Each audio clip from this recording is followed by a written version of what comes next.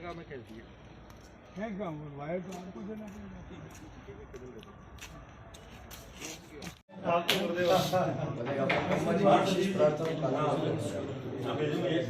रामलीला में भगवान श्री राम के राज्याभिषेक के तिलक के लिए मैं गया था।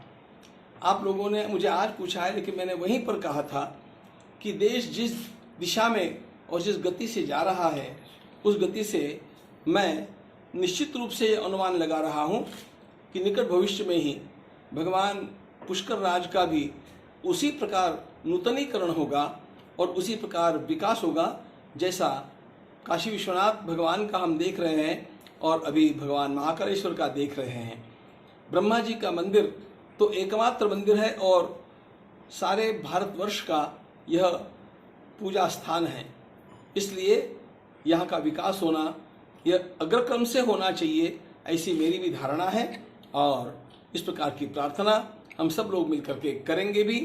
लेकिन मेरा अनुमान तो यह है कि यह कभी योजना में भी हो सकता है और उसका एक जो समय सारणी होती है, टाइम टेबल होता है, उसके अनुसार उसका क्रम अवश्य आएगा। हम लोगों को ये बात अस्वाभाविक नहीं लगनी चाहिए। ये मूल में ही धर्म प्रधान देश है और सनातन धर्म के जो आधार स्तंभ रहे हैं वे ही तो राष्ट्र के आधार स्तंभ है। इसलिए ये कोई केवल धार्मिक या सांप्रदायिक बात नहीं है, ये राष्ट्र के मूल मान बिंदुओं के पुनर्निर्माण और उनको उनकी गरिमा के रूप में स्थापित करने का अभियान है, जो अत्यंत अभिनंदनीय है। इसको इसी दृष्टि से देखा जाना चाहिए। उनका मंदिर पूरा होने में 5-7 वर्ष लगेंगे, ये मैं पूर्णता की बात कर रहा हूं, लेकिन 2024 के जनवरी में निश्चित रूप से भगवान रामलला अपने नूतन गर्भगृह में सम्मान के साथ स्थापित होंगे और दर्शन की व्यवस्था पूर्ण उसी समय उपलब्ध हो जाएगी।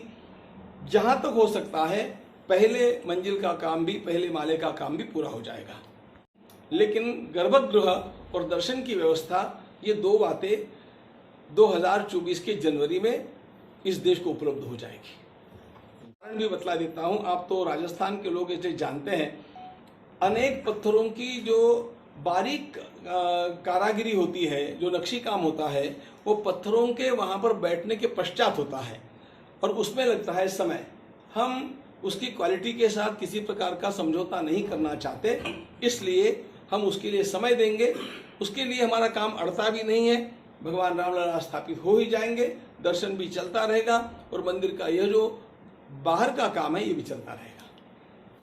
हमारे देश में बहुत सारी मानसिकताएं इस प्रकार का काम कर रही है कि ये देश बंटता जाए, ये देश टूटता जाए, लेकिन जहां तक हिंदू और बौद्ध ये बातें हैं, डॉक्टर अंबेडकर जी की एक बात ध्यान रखनी चाहिए। वे इतने महान मानव थे कि उन्होंने कहा कि यद्यपि मैं हिंदू धर्म से अलग होता हुआ दिख रहा हूं, फिर भी ध्यान में ये लेना चाहिए कि मैं राष्ट्र के अंतर्गत ही एक उद्धार का पग उठा रहा हूं।